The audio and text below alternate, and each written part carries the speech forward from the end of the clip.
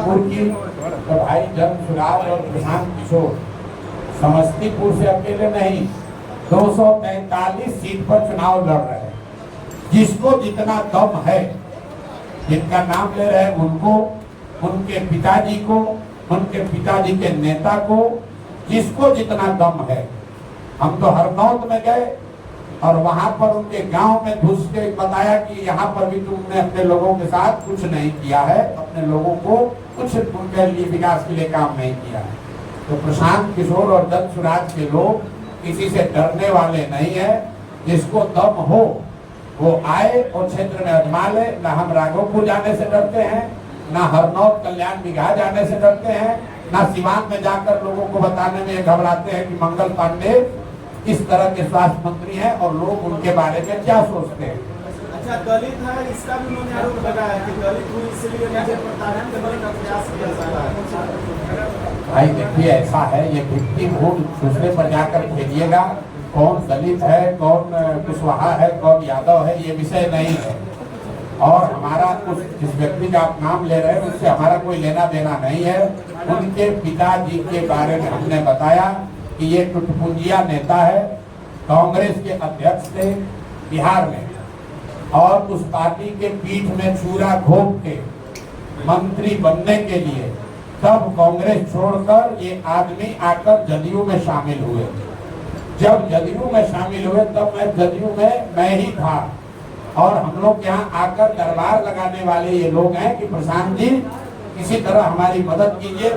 आप याद कर लिए जाके रिपोर्ट, जब कांग्रेस छोड़कर आए थे तब कई महीना मंत्री उंत्री नहीं बने थे, तो रोज आकर ये लोग दरबार लगाते थे। ऐसे लोगों पर बोलने की हमको जरूरत नहीं है। ये वो लोग हैं जो दलित होने के नाम पर का दावा करते हैं। कितने वो दलित हैं ये आपको मालूम है। आप जाकर ये चेक कर लीजिए कि कितने दलित हैं। ये पूरी जनसुराज की लड़ाई किसी एक व्यक्ति के खिलाफ नहीं है, उस मानसिकता के खिलाफ है जिसमें 1200 परिवार के लोग ये समझते हैं कि हम रहेंगे, हमारे बाबूजी थे, हम रहेंगे और हमारे बाद हमारा बाल बच्चा रहेगा। आप जिस परिवार की बात कर रहे हैं, भाई साहब अपने मंत्री हैं, बेटी सांसद है दूसरे दल से, अभी दामाद को धार्मिक न्यास बोर्ड में बना दिया गया। तो पूरा बिहार यही परिवार लोग अगर कब्जा करके बैठेंगे तो दूसरे लोग कहाँ जाएंगे? दूसरे लोग कहाँ जाएंगे भाई? और अगर इतने ही आप काबिल हैं, बताया कि हम जितना प्रशांत किशोर का उम्र है इतना दिन से हमारा परिवार राजनीति करता है, बिल्कुल ठीक बात है। जितनी मेरी उम्र है उससे ज्यादा समय से लोग राजनीति कर रहे हैं और इसीलिए बिहार की कुव्यवस्था के लिए सबसे बड़े जिम्मेवार है। इनको बताना चाहिए कि 25-30 साल से 3 पीढ़ी राजनीति में हो, तो बताओ अगर दलित भी होने का भी दावा कर रहे हो तो बताओ कि कितने दलित बच्चों का तुमने जीवन सुधारा, कितने दलित बच्चों के लिए कुछ किया। अगर तुम 40 साल से यहाँ पर दलित की होने का दावा कर रहे हो तो बताओ कि जातीय जनगणना में, और ये आदमी एजुकेशन मिनिस्टर थे, सब लोग नोट करो भाई, यही आदमी बिहार के शिक्षा मंत्री थे 2 बरस तक। आज जातीय जनगणना जो इसी सरकार ने कराया है उसमें आंकड़ा बता रहा है कि 3% से कम, याद रखिए आप लोग भी पढ़ते होते तो है नहीं, कोई रिपोर्ट आता है तो 3% से कम दलित समाज के बच्चे ही 12वीं पास कर रहे हैं। तो अगर ये दलित हैं और दलितों के बड़े हिमायती हैं तो 40 बरस में इन्होंने दलितों के लिए क्या किया? जब ये शिक्षा मंत्री थे तो दलितों के पढ़ाई की स्थिति को सुधारने के लिए क्या किया? अरे भाई, दलित होने के नाम पर रिजर्व सीट से लड़ते हो और अपने पिताजी के नाम पर आप आए और आपके नाम पर आपके दूसरे पीढ़ी के बच्ची और दामाद आ रहे हैं, उसके बाद उनके बच्चे आएंगे। अब बिहार के जो 2 करोड़ दलित हैं वो कहाँ जाएंगे? ये प्रशांत किशोर डरने वाले नहीं है। हमको कहा कि मानहानि का मुकदमा कर देंगे, मुकदमा किए हैं, मुकदमा किए है ना, अब कोर्ट का फैसला आने दीजिए, दूध का दूध पानी का पानी हो जाएगा। आप तो आ रहे हैं अशोक चौधरी, हम कैमरे पर कह रहे हैं अशोक चौधरी का क्या है? कैमरे पर कह रहे हैं नीतीश कुमार का मानसिक हालत ठीक नहीं है, नीतीश कुमार मानसिक तौर पर स्वस्थ नहीं है। इससे बड़ा तो कोई मानहानि नहीं होगा।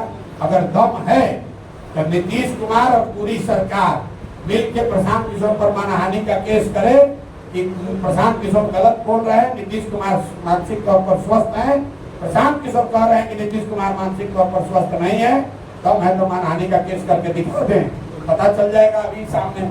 प्रशांत जी, जनसुराज पार्टी के भविष्य से जुड़ा हुआ प्रश्न है कि अगर यहाँ जनसुराज पार्टी के भविष्य से जुड़ा हुआ प्रश्न है कि आप जिस तरह से बिहार में विकल्प के तौर पे उभरे हैं, अगर तो रहे ना कि जिस तरह से उभरे हैं, अगर महागठबंधन के घटक दल जो राष्ट्रीय कांग्रेस पार्टी है, अगर वो चुनाव बिहार में अकेले लड़ती है तो फिर आपको आप तो चुनाव रणनीतिकार है, कैसे उसको देखते हैं और कैसे उसका सामना करेंगे? ऐसा है, अगर आप हमको रणनीतिकार मानते भी हैं तो हम 3 वर्ष से एक ही रणनीति बना रहे हैं कि बिहार की स्थिति को बदला कैसे जाए।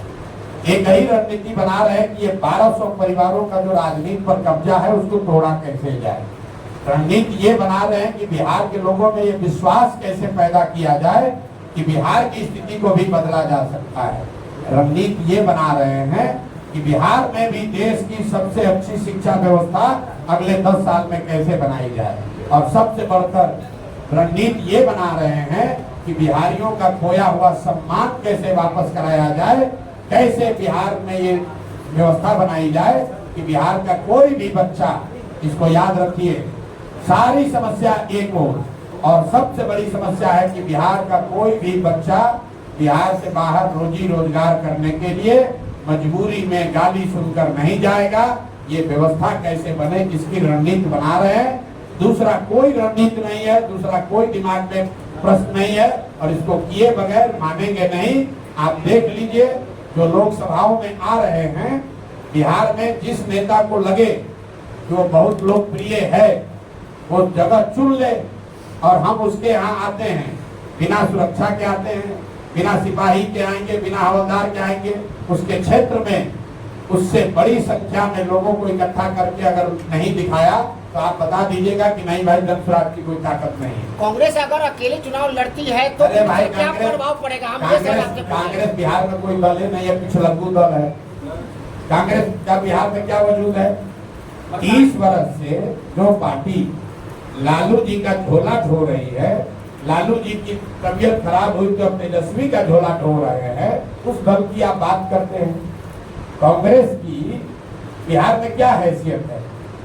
अगर कांग्रेस की हैसियत है, राहुल गांधी को कूदा है, राजनीति कूदा है, कहते हैं ना कि डरो मत, राहुल गांधी कहते हैं डरो मत, तो हम भी कह रहे हैं भैया डरो मत, है हिम्मत तो बिहार में अकेले चुनाव लड़के दिखा दो, है हिम्मत तो लालू जी कल अम्बेडकर बाबा साहब के फोटो के सामने पैर रखे थे, उस पर बयान देके दिखा दो।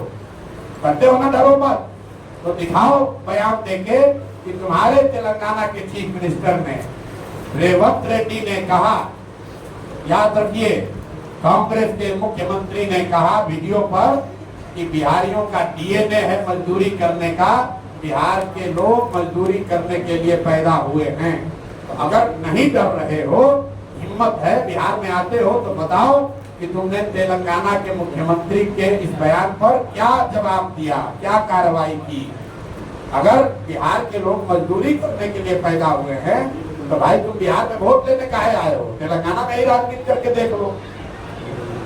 प्रशांत जी, एक सवाल है कि चुनाव का वक्त है आने वाला समय में, दूसरे दल से किसी जो विधायक सांसद बने हुए हैं वो आपके पार्टी में आते हैं तो उनको टिकट मिलेगा आपकी पार्टी से?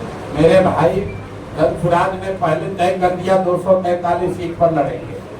जनवरी से लेकर आवेदन हम लोग लेना शुरू कर दिए। बाजाबता 21,000 रुपया ले रहे हैं, कोई ये भी नहीं है कि मुफ्त में नहीं, 21,000 रुपया जमा करके लोग आवेदन दिए।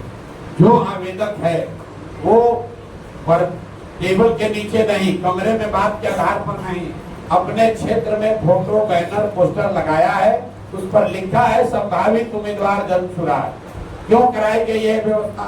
ताकि क्षेत्र की जनता देखे कि कौन लोग हैं जो जनसुराज से उम्मीदवार हो सकते हैं।